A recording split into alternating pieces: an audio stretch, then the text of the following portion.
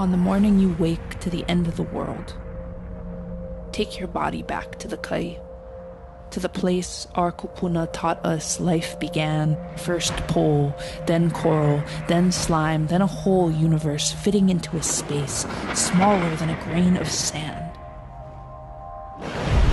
Then air rising through the ocean, pulling the tides that make mountains, valleys, and the rivers that cut through them. Remember our Aina, for all the ways she had fed us. In the quiet darkness before the blast, dive yourself back into the depth of creation, recalling all the times your world has ended before.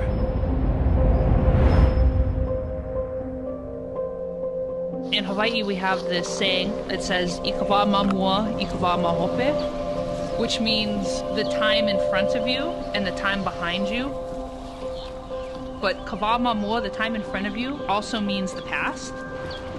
And the time behind you, kawa mahope, means the time that comes after or the future. And so one of the things that's kind of written into our understanding of time and space is that we always back into the future facing the past.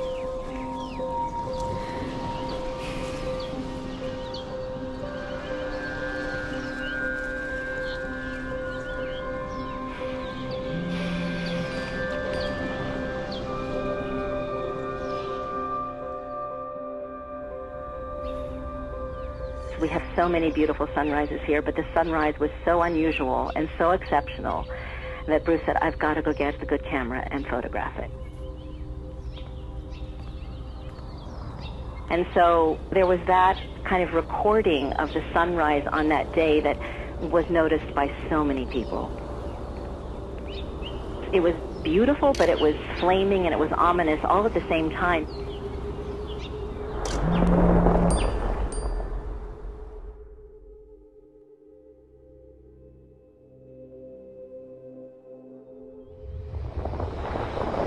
I was born and raised in Hawaii. This has been my home for my entire life. I was excited to go into work Saturday. I was just finished getting ready and my phone alarm went off and I'm thinking, oh, it's gonna be like a flood alert. We get those a lot. But I looked down at it and I froze. Like I looked at it and I could not believe what I was looking at.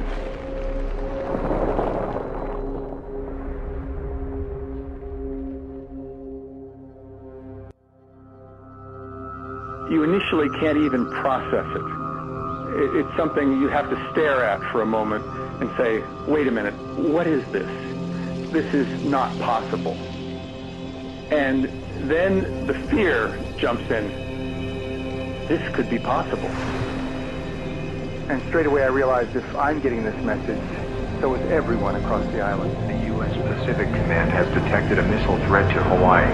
A missile may impact on land or sea within minutes. This is not a drill. If you are indoors, stay indoors. If you are outdoors, seek immediate shelter. Remain indoors.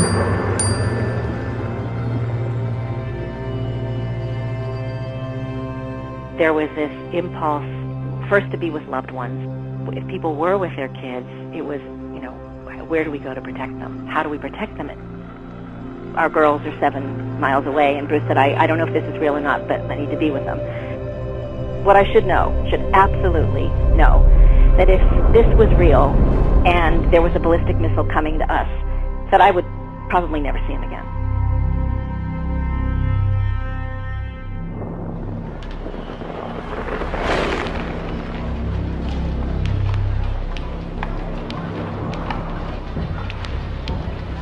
My sister first woke me up while I was having my beauty sleep, and then they told us that they just got a text that there would be a missile attack and that we would have to hide very safely so we don't get hurt.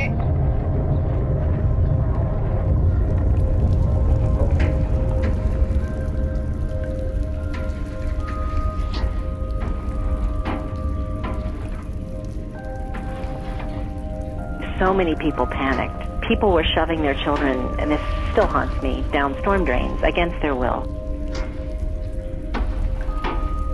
how do you explain it to a child that has no idea what this is, but that it doesn't make any rational sense that we would live in a world where we would have to do this?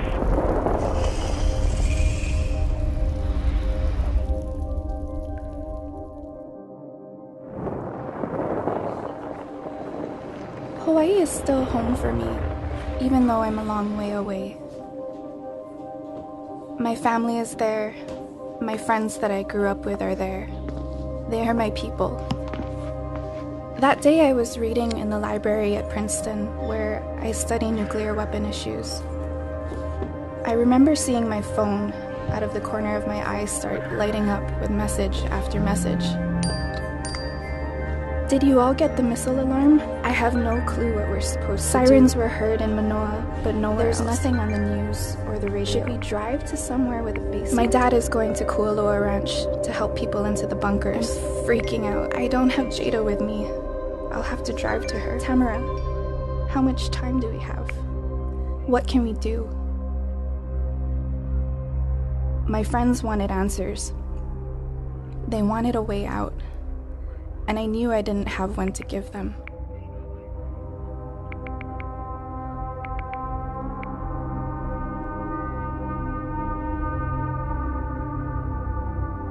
If this alert was real, people on the ground had 15 minutes or less. Even if this were only an average-sized nuclear weapon, much of Honolulu would be flattened by the initial blast wave. Beyond the flames, radiation from fallout would poison the beaches and the forests. Our home would become toxic and sick. Suddenly, I stopped thinking about nuclear weapons in terms of technology or security.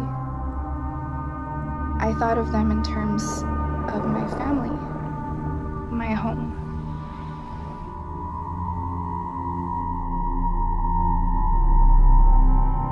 I remember looking at my dad, and he was just sitting there, and he said, "We're 5 miles from Pearl Harbor. There's nothing we can do." For it to suddenly come at, 8 o'clock in the morning, "Hey, what have you done with your life? And are you happy with that? Are you ready to just go right now? Are you good with that?" I quietly texted my best friend saying, "I love you.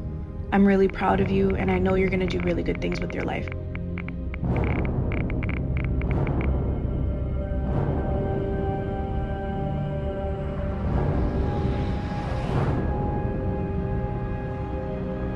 As soon as I got onto our 2-lane highway, there was growing chaos all around me. People driving at high speed, some speeding already at about 90 to 100 miles an hour. I was already at 80 or 90 miles an hour. Cars driving across the median strip, people jumping out of their cars, running into stores, laying down in the aisles.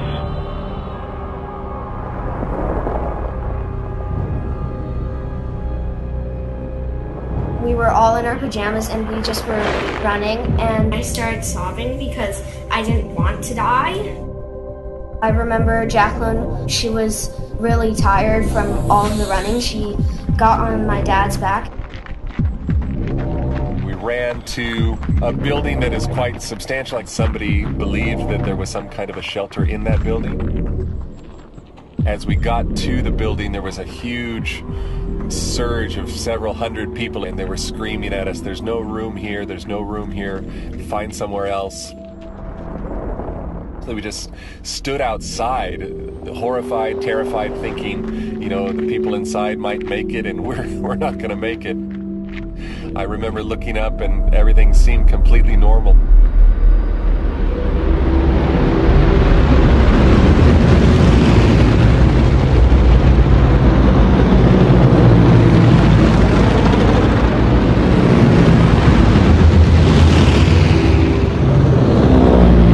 Grandfather always used to tell us about war and how it was scary and how it changed him. And then he used to always talk about Pearl Harbor and how what he heard were just loud airplanes, and they were flying over the mountains towards Pearl Harbor. And he said he saw one plane just went straight down into the boat. So he saw everything.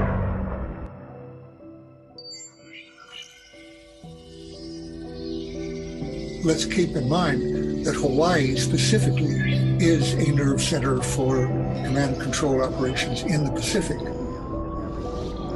Enormous numbers of nuclear weapons are commanded from Hawaii and would be a target if there were a major attack for that very reason. None of the political leadership had done anything to prepare for this kind of reality or to create a different reality, to create an alternative. They said to take cover. What a ridiculous thing to say to people in the middle of the Pacific Ocean. Take cover? Well, let's just go paddle out into the ocean because there's literally nothing I can do in this moment.